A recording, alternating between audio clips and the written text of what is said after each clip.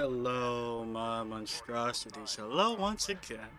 Today I bring to you the Texas Chainsaw Massacre technical test review. Yes, the technical test has come to an end, and so I figured I shall give my final impressions of it. Real quick, if you're looking for an answer, it was pretty fun. I don't think the first video I did on it did it enough justice because, that's just the first impressions.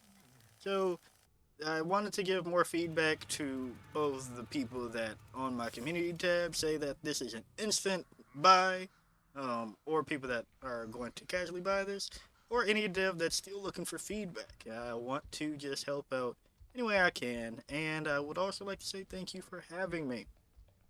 I've been a part of other technical tests. I'm still under NDA, so I can't say which ones, but it's always fun to get in on these type of things, and I appreciate when devs are able to have me.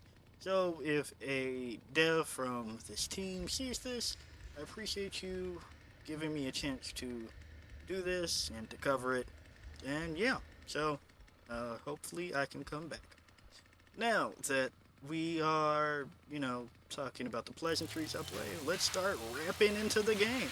No, I'm joking. Honestly, the game is pretty fun and pretty fine. I'll just talk about technical stuff because this was a technical test for the most part. But I think I might sprinkle in some just straight up balance things because it felt like a technical issue at some points. I'm not going to talk about balance too heavily though because this isn't what conversation needs to be if you ask me. But yeah, first technical thing that I want to talk about is the lack of communication. Kind of just by the test itself and in the game. Okay, so the first thing is I definitely looked at the tutorials and I still just didn't know that there were things I could do. I looked down at my HUD eventually and was just like, oh, what's that? I can press middle mouse button and then things will happen and I can figure out like where people are or where things are per se and then go about it that way. But if you don't tell me that, I can't test things properly to know if something is broken. So if you hold another technical test, definitely kind of give the heads up like, hey, um, this is how you do it. So if it's broken, let us know. Then the other part of communication kind of a failure is that this game seems to rely heavily on the family coordinating to take out people. There are loops that you just simply can't do by yourself, especially if you are like the cook per se, then it's just over. And in a game that requires so much communication, having voice chat doesn't seem to be enough, especially when the world is like it is. Like, people aren't going to be nice eventually. You're going to have one person that's just had a bad day, and you say, hey, I got him over here, and they just start raging, right? It's going to happen. So, some quick little things like pings or whatever would be nice. Or also, the characters talk. And some people have said that they talk a lot. I didn't really notice. I'll be honest, my brain was not paying attention to them. So, if they're already talking, just say, hey, I found one over here, or something like that. If the characters are already giving dialogue, that'd be very helpful. And it doesn't even have to be like a, I don't know, system wide one, like over the voice chat situation. It could literally just be an area thing that would be nice. That'd feel immersive. Like, it doesn't make sense if Leatherface in the basement hears what the cook and the hitchhiker are talking about upstairs and outside from a mile away. Like, it doesn't really make sense. It'd be nice, but it doesn't make sense. So I'd say that yeah, just have it so that they just give callouts out loud. So that's probably why the cook feels so bad, because as the support, you don't really feel like you're supporting, especially if you aren't on the voice chat. You can find somebody, you maybe get one hit in, you get tired, they outrun you, and trying to play charades with the hitchhiker a few times, because that's usually who I found, wasn't wasn't helping. Right? It's just like, hey, I found one this way, and they thought I was just memeing or whatever, and they ran off to a different spot. And yeah, so something there would be nice, because I'm slowly learning that the victims, it's everybody for themselves, which brings me to a a technical issue. Man, this is so much of a balance issue. It's a technical issue. I don't remember the character's name that can just pick locks faster, but she ended games quickly. In that first match that I put on this video, or not this video, on this channel for the Texas Chainsaw Massacre technical test, and I was talking about how quickly games ended. Yeah, I was late to the party and people knew how to leave quickly. They were unlocking things and just it was just over. Which unfortunately brings me back to the cook once more, who can lock things. It doesn't help. It doesn't help. You get 3 locks, if I remember correctly, and there's just an infinite amount of things that can be unlocked either by your partners, on the family, by another member of the victims. It just doesn't do anything to bother locking anything.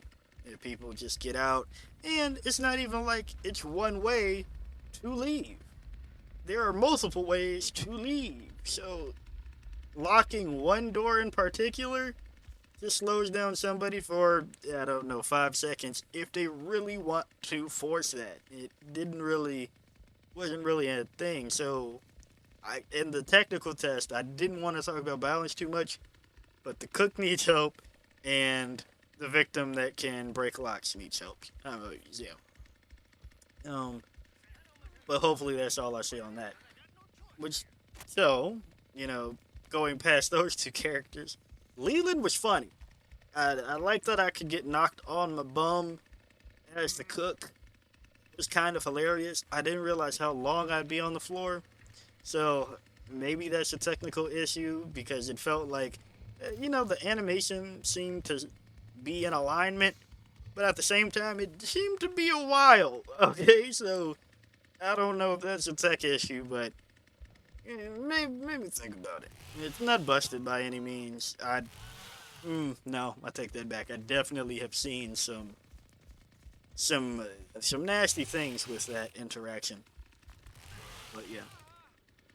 Then the thing that I'm glad that I'm not stupid is the Leatherface thrust. It doesn't do anything at all because of the way that iframes interact. I'm in the camp that it should just be out of the game, because the little taps on chainsaw don't really net you as big of a reward, especially if you just get that last minute poke in there. Then that's the other thing. I'm assuming it wasn't doing anything because in the technical test, if somebody downs somebody that way, it'd be a nightmare to trigger the animation for the finisher that way. I'm assuming that's why it wasn't working anymore.